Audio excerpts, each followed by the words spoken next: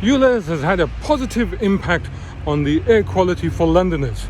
True or false? Brown card guy.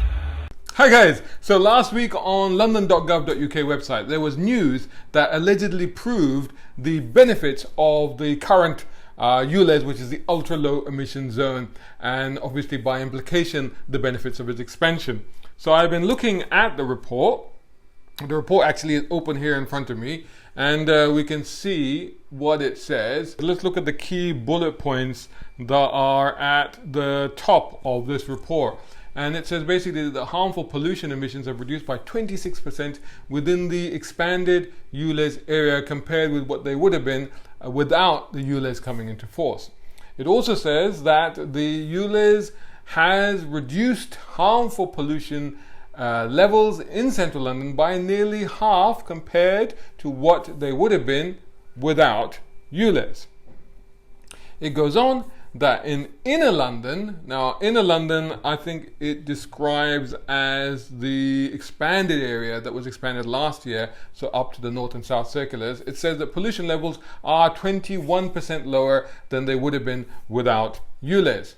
It also says that each day 74,000 fewer polluting vehicles are seen driving in the zone, which is a cut of 60% since that inner London expansion, which, as I said, was last year, was, well, I say last year, but I mean in 2021, it was October 2021. And then it concludes that thanks to the ULEZ expansion to inner London, over 4 million people now breathe cleaner air, including children in 1,362 schools. That's what it says right there. Now, by the way, let me say again what I have actually been repeating across much of my content, and that is that for myself, personally speaking, I am not actually fundamentally against the idea of ULEZ or indeed congestion charging. I was actually born in central London. I grew up in Islington, just off Old Street. I went to school in St. Luke's School. So I was right in the middle of London. I mean,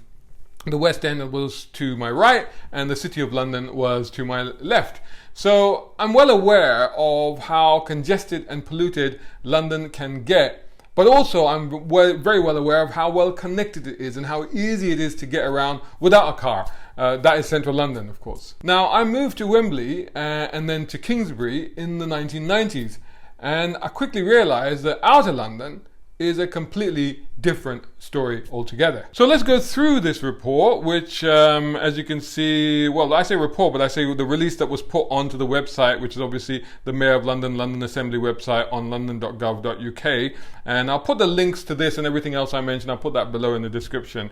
Let's go through it in some details. Now, first up, it says that London still exceeds the World Health Organization's, that's WHO, it exceeds the WHO's guidelines for air quality. Now notice the wording on that, guidelines for air quality, not the actual air quality perhaps. That's why it's worded like that. Because let's have a look and see just how bad it is in London. Let's see where London sits in the top 10 worst cities in the world. Let's see where London actually is. So on this website, which is AQI.in, it shows you live data on the world's most polluted cities. This is of last year, so 2022. And this is showing the top list. And at the very top, we have a place called Kashgar in China. And it's the worst city of all. It gets a very unhealthy score, and by unhealthy I'm going by this table here at the top. You can see it says unhealthy. Gets an unhealthy score of 222. And then you get a bunch of cities from India and a couple of other places. There's Lahore in Pakistan, which is number 7. That's terrible. You got Nepal, you got Mexico. And at number 20, you've got Dubai. And Dubai is a city where I actually lived for over 13 years and where my children pretty much grew up. We're all fine, by the way. Thanks for asking. So, what about London? Where is London? Well, I can't find London. I scrolled down to 50 places on this list. Let's go to page 2. And I think you'll find that I still cannot find London. Yep, there's 100 now on there. Let's go to the top and scroll down. I'll do it slowly so you can see. And a lot of places in India, I mean, to be honest, this is completely dominated by India. Let's go to page 3. 150 cities, right? 150 places. Again, India, India, India. Now, I've done this before, so if I type in London, it doesn't really work. So what I'm going to do, because they don't actually have London as a city, what they've done is they've broken down areas. So they've actually got areas within cities, within larger cities, that is, which of course London is one of. So what I do is I type in the United Kingdom. And here you get the top city, or the top place rather, top town if you like, in the United Kingdom, which is Ilford, which of course is in East London. And that's actually the worst. Well, I say worst, but it's number 1,385. So it's 1,385th worst in the world. And it has a score of 37. Now, you remember the score we had before was about 222. And if you look again at the table at the top, it's not only green, it's not only good, but it says the good range is up to 50, and we're talking 37. In fact, if you scroll down this list, you'll see that the whole of the UK in 2022 was in green, every single one of them. And in fact, if you keep scrolling down, you will find, where is it again? Acton. So Acton is pretty close to where I live. That's 28. Leighton is next, again in East London. That's 28. And you keep going down, and another place that's not far from where I am. So again, I'm referring to places in outer London. Ealing, which is as little as 25, and it goes down to about 24 for Stockton-on-Tees or Dollis Hill, etc. Dollis Hill is just up the road as well. So, that's what it says. That's where we sit in terms of how bad we are in the world, which in fact turns out we're not too bad at all, actually. So let's go back to the report and continuing that paragraph. It says over half the deaths attributable to air pollution are in outer London. And there was another study which was commissioned by City Hall as well. And that one found that the outer London boroughs had the greatest number of deaths that were attributable to air pollution. But at the same time, it also says that this was mainly due to the higher proportion of elderly people living in these areas who are more vulnerable to the impacts of air pollution. Hey, you know what else elderly people are also vulnerable to? Dying of old age. I mean, I'm sorry, but with all due respect, and let's be honest, I'm not that far away from getting to that era myself, and so I don't mean to be disrespectful, but let's just break this down. Let's just talk about this honestly. And if you're talking about old people dying from respiratory illnesses, you have to remember that there's been a lifetime spent in cities and environments which were far worse in terms of pollution and smog and all the rest of it than what we have today. And then you have to think back to an era which may be hard to reimagine for a lot of younger people today, when smoking was very, very common and widespread. It was in every restaurant, in every pub. People smoked at home, people smoked on the buses, people smoked on airplanes, believe it or not. I don't know if you've ever been on an older airplane, and you'll find that there's actually an ashtray in the armrest of an airplane. Yes, people used to smoke on airplanes. So we were all exposed to this sort of thing. And then of course health and safety wasn't a huge thing back in the day in terms of jobs and where you worked, and a lot of people were exposed to a lot of chemicals, a lot of things that would have affected their health in the longer term. And when you get to this point in life, it's the cumulative effect of all of those things that will then make you ill and maybe perhaps give you those respiratory illnesses. That's not to discount the fact that, of course, air pollution or emissions or whatever from today could not also have an impact. Of course they could, but it's unfair to put it solely on what's happening at the moment when you're talking about a lifetime spent in worse conditions than what we have today. But okay, let's look at car emissions alone. Let's look at the spread of car emissions, and let's look at these figures that I found. So it found that an average new car in 2020 emits 112.8 grams per kilometer of CO2, which is 18.3% less than, again, an average typical model that was registered in 2011. So that's just over a gap of 9 years, and you can see just how much that's improved. And of course, it's fair to assume that particulate and NOx, that's nitrogen oxide emissions, are also down. In fact, I found this chart online. Take a look at this. And this shows you the CO2 emissions of cars from 1995 to 2015. And you can see how much they have reduced over the years. What's also interesting is how much worse 2005, which is about here, how much worse that is compared to, well, this figure, this chart, like I said, goes up to 2015. So obviously it'll be even better today compared to 2015, but let's just compare to 2015. So that's a gap of 10 years. And why do I mention 2005? Well, I mention it for a very interesting reason, because the ULEZ expansion, what it's doing is going to force a lot of people out of, say, a newer pre-2015 diesel, because that's not Euro 6, but they'll be forced out of that to buying an older car. And when you're looking at what cars are compliant with ULEZ in terms of petrol cars, they go back to 2005. So any car after 2005 is ULEZ compliant. So if you're trying to save money and moving out of a car, you buy a 2005 car, guess what? You're actually putting out more pollution than your 2015 diesel. Here's the diesel car, the red one, red line here, right? Look at that. Look at that. It actually tallies in the last few years. It tallies with petrol cars. But here's a diesel car in 2015, and here it is in 2005. Or here's a petrol car in 2005, and it's definitely going to be worse for the environment. So how is that supposed to help? And then we go back to the report, and it once again states this as a fact, that something which, actually has no evidence to back it up. And that is that around 4,000 Londoners die prematurely every year due to toxic air.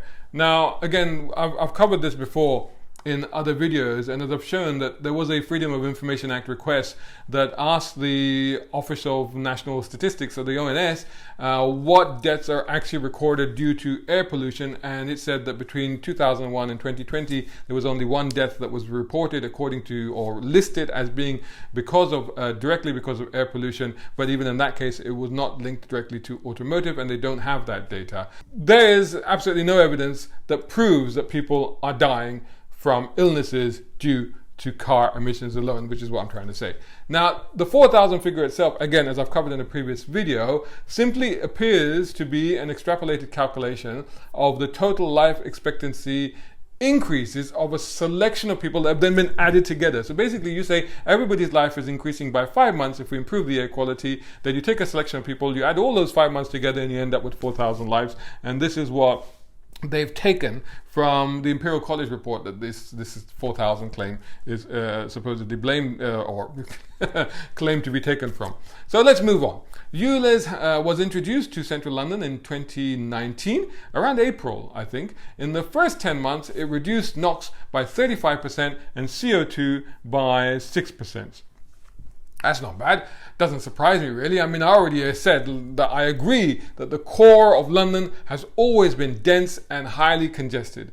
In fact, I found some other figures that prove that in a city of, don't forget, 9 million people, nearly 9 million people live in London, and if we look at the density of central London, it's 10,936 people per square kilometer. So it's about 11,000 people in each square kilometer of the city.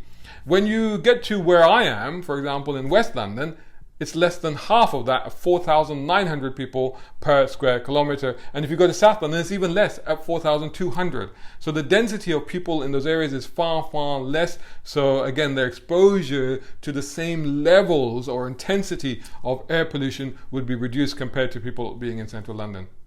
Admittedly, it's still higher than the rest of England, because the rest of England is less than 400 per square kilometre, but that's fairly obvious. You go drive into the countryside and you see how much space we have and how far apart people are. So it makes perfect sense. But that's the realities of living in a big city. You can't get past that. And then we come to the information that NOx in central London over the last 4 years is down 46%, which is half, so that's good, fair play to them, but down 21% since then in inner London, or since it was introduced to inner London. So that means since it was expanded again in October 2021 up to the north and south circulars. Now 21%, that's about a fifth, that's not even a quarter reduce.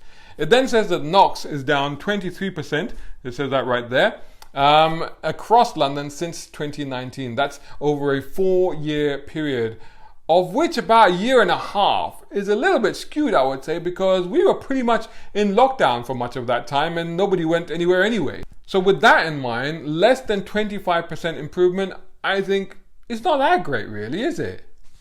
And then as you can see, it goes on to talk about vehicles. And what it says is the older, more polluting cars have been reduced significantly, dropping by as much as 60% in inner London since 2021. So that's the north and south circular areas. So that's a reduction, it claims, of 74,000 polluting vehicles every day in the zone, plus 50,000 fewer overall vehicles in the zone altogether on an average day. That all sounds great, but let's again put that into a little bit of context. There are actually 2.5 million cars that basically live in London, and another 2 million that come in and out of London every day. So we're talking about those figures of 50,000 and 74,000 against a backdrop of 4.5 million or over 4.5 million vehicles. And in that context, those numbers aren't really that impressive, are they? And I also have to question whether this actually takes into account the natural transition of people moving to newer cars. The average age of a car in the UK is about 8.4 years, 8.5 years, which actually puts most of them into the safe Euro emission standard zone, apart from the very old diesels, for example. But having said that, don't forget that the government was pushing diesels not that long ago. And in fact, quite a lot of people I've spoken to are very upset about the fact that they were encouraged to buy diesels pre-2015. They've got diesels from pre-2015, and now all of a sudden they don't comply with Euro 6. So therefore they're like, well, now what do I do? And looking at that 8.4 figure, that's actually the oldest the average age of a car has been in the UK for a while. And that's simply, I think, down to the pandemic, because there was a huge shortage of new cars. Cars actually weren't sold. Showrooms were sold, closed, factories were closed, cars weren't sold. When they were able to be sold, there wasn't enough supply because we had issues with component supply, chiefly semiconductors, which are computer chips, about 3,000 in a typical car.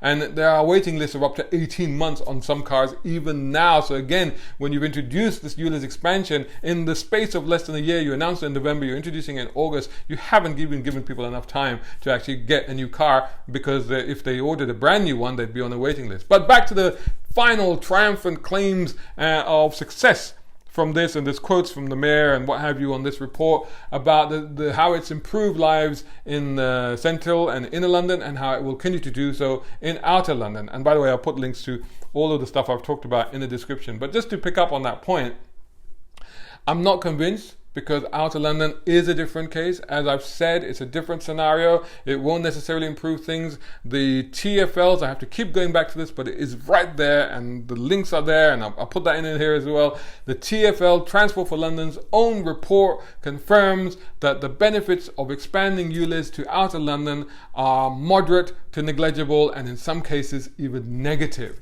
You have to look at that report, and then you have to really put it into context against the over £350 million that is being spent on expanding this network in terms of the infrastructure and the scrappage scheme. And you just have to conclude that it's not worth it. It's just not worth it for the benefits. And again, I'm not somebody who's denying climate change. I'm not somebody who's denying that we should have cleaner air to breathe. Of course, why not? Absolutely. But as I've shown you, the situation in London and outer London is really not that bad. We're investing a lot of money that could actually be used to help us in other areas, but instead is being plowed into this thing, which you then have to conclude somewhat cynically is really just a revenue raising scheme. Let me know what you think of ULEZ as in its existing form, and the planned expansion of it in August in the comments below.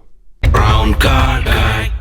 Hope you enjoyed that video. If you did, please hit the like button and share this video as well if you can. And while you're at it, check out these guys who also sponsor my content. I am deeply grateful to them because it helps me to buy new equipment, put fuel in the cars, and yes, buy a cup of coffee. You can do the same. Just go here, or right here on YouTube. Just hit these three little dots down here and click on thanks. Make sure you're signed in first. My content is free, but this is how you can help me keep it that way. I may even send you a gift. Oh, by the way, watch this next.